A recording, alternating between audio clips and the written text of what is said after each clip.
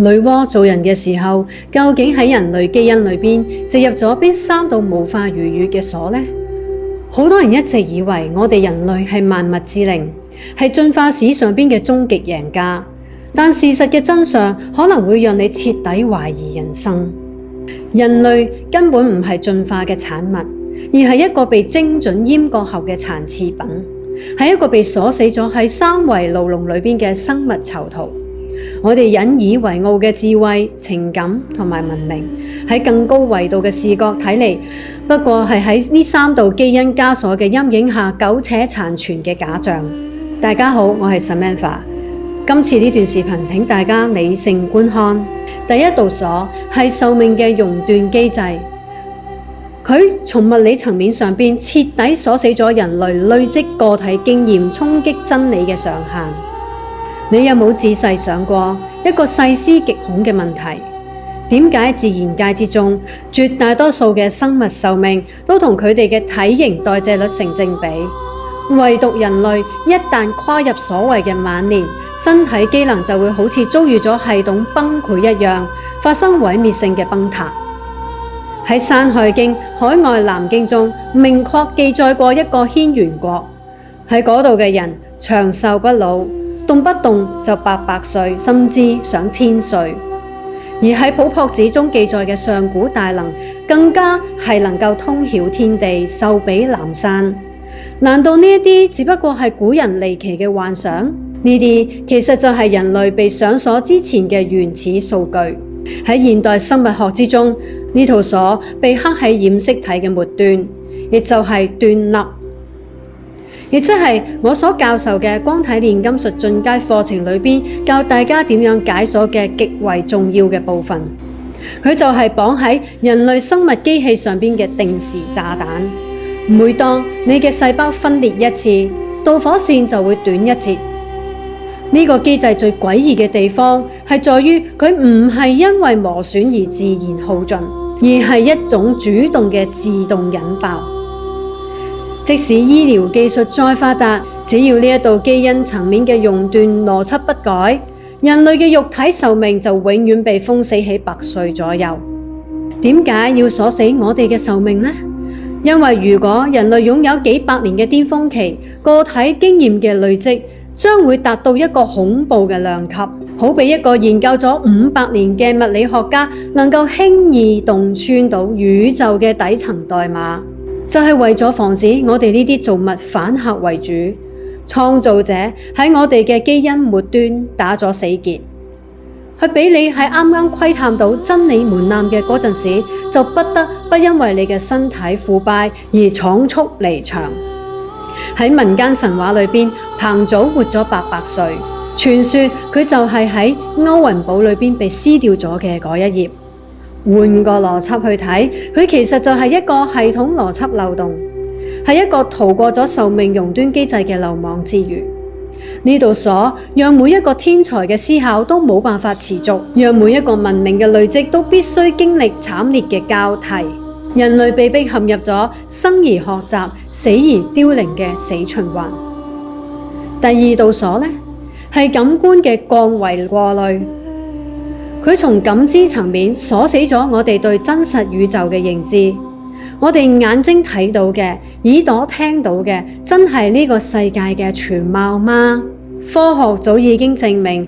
人類嘅視覺只能夠捕捉到可見光頻譜之中極其微小嘅一段，亦就係彩虹嘅7種顏色。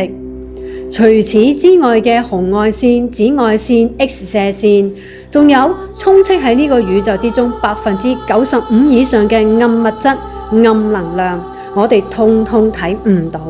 喺《淮南子》中提到，遠古時期嘅真人可以聽無聲、見無形，能夠感知到嗰個不可名狀嘅虛空世界。呢個意味住最初嘅人類擁有全頻譜嘅接收能力。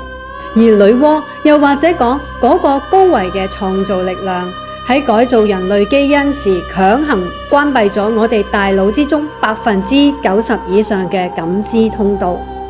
佢封印咗我哋嘅松果體，亦即係古人經常講嘅天眼。點解要封印感知？試想一下，如果你能夠直接睇到空氣之中流動嘅能量脈絡，又能夠睇到嗰啲穿梭牆壁同埋人體之間嘅高維生物，又能夠聽到星系深處意識嘅低語，你仲能夠安穩地喺呢個三維社會裏邊循規蹈矩咁生活嗎？你仲會為咗嗰啲蠅頭小利去拼命打工嗎？呢一道枷鎖將我哋關咗喺一個感官嘅小黑盒裏邊，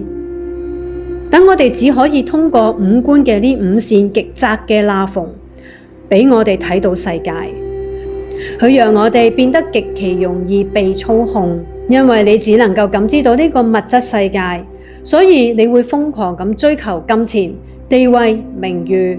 將呢啲設定好嘅虛假信號當成唯一嘅真理。呢一道鎖將我哋從神聖生物降級成為勞動力群體。我哋喺呢一種感官牢籠裏邊苦苦追求所謂嘅成功，但又唔知道喺更高維嘅視覺下，我哋就好似幾隻被關喺透明盒子裏邊爭奪一粒砂糖嘅螞蟻。你以為你睇到咗全世界，其實你係連盒嘅蓋都未摸到。第三道鎖亦都為最精密、最令人絕望嘅一道，係記憶歸零協議，亦就係靈魂數據拆除。喺民間，呢一道鎖被美化成為孟婆湯，但喺玄學同埋上古神話嘅深層邏輯，佢係基因層面最嚴密嘅防禦機制。列子湯門中記載過一啲生兒之資嘅人，佢哋能夠清晰地記起前世嘅身份、技能，仲有未完成嘅事業。但喺絕大多數人嘅基因模板裏邊，呢一種跨生命週期嘅數據儲存功能被徹底抹除咗。呢道鎖嘅恐怖之處在於，佢令到文明嘅傳承變得極其低效。每一個新生命嘅降臨都必須從零開始。你前世可能係一個通天徹地嘅聖人，但係呢一世你必須重新從爬行、說話、學寫字開始。呢種設計精妙咁消耗住人類絕大部分嘅生命精力。當你花費20年嘅時間去學習基礎生存嘅技能，又再花費30年嘅時間去所謂嘅成家立業，等到你終於對人生、對世界有咗一點點嘅感悟同埋覺醒嘅時候，第一道壽命之鎖已經悄然啟動啦。你又老去啦，又將要死去啦。你就好似一個不斷被重置嘅硬盤，由於無法累積跨代嘅底層算法，導致人類文明喺數萬年間只能喺物質層面反覆折騰，卻永遠冇辦法喺意識層面實現質嘅飛躍。點解人類嘅嬰兒係自然界之中最脆弱呢？點解我哋需要長達10幾年嘅成長期？因為呢個正係記憶歸零協議裏邊進行深層格式化，佢要確保你喺漫長嘅成長過程裏邊，通過接受社會嘅深度認知重塑，徹底遺忘你靈魂深處可能殘留嘅嗰一絲絲嚟自於高維世界嘅本能、技能、記憶。呢三道鎖環環相扣，邏輯縝密到令人發指。壽命鎖限制咗你研究嘅深度，感官鎖限制咗你觀察嘅廣度，記憶鎖限制咗你進化嘅跨度。佢哋共同建構咗一個完美嘅生物圍欄。喺《山海經》裏邊仲記載咗好多奇奇怪怪嘅種族，譬如長住3隻眼嘅三身國，或者係冇腸嘅無腸國。喺玄學視覺之下，呢啲好可能都係女媧喺做人嘅過程裏邊嘅實驗草稿。也許喺某一個版本裏邊，人類擁有過長久嘅壽命，結果導致咗人口爆炸同埋資源嘅枯竭，於是被抹殺啦。喺另一個版本裏邊，人類擁有看穿高維嘅能力，結果導致咗集體精神崩潰，於是又被重置啦。最終我哋呢個版本被選中咗，因為我哋被精準地被鎖死喺呢3道枷鎖裏邊，足夠聰明，可以幹活，可以創造財富，但又足夠脆弱，無法反抗，而且永遠冇辦法認清自己處於牢籠之中。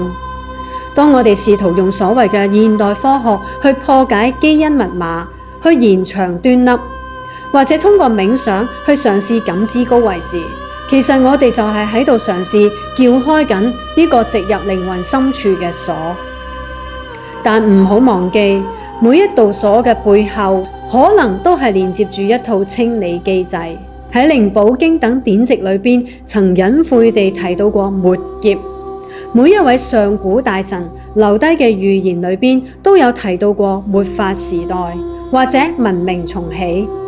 每當人類嘅文明觸碰到某種紅線，就會迎嚟一次天地嘅大重啟。你以為大洪水、冰河期只係自然嘅災害？呢個可能只係管理員發現咗呢批囚徒快要撬開鎖啦，於是按下咗一鍵清除，俾一切重新開始。你現在每一個念頭、每一個追求，係唔係都係呢三道鎖嘅預設範圍之內呢？你以為嘅自由意志，係咪只係代碼嘅既定軌道上滑動啊？當你半夜醒來，望住天花板，感覺到一種莫名嘅虛無感時候，或許就係你被封印嘅靈魂，正喺度試圖通過基因嘅裂縫，窺視嗰個曾經屬於你嘅波瀾壯闊嘅高維世界。喺嗰個世界，冇衰老，冇隔閡，冇遺忘。但喺嗰度嘅真相，真係而家嘅你能夠承受嗎？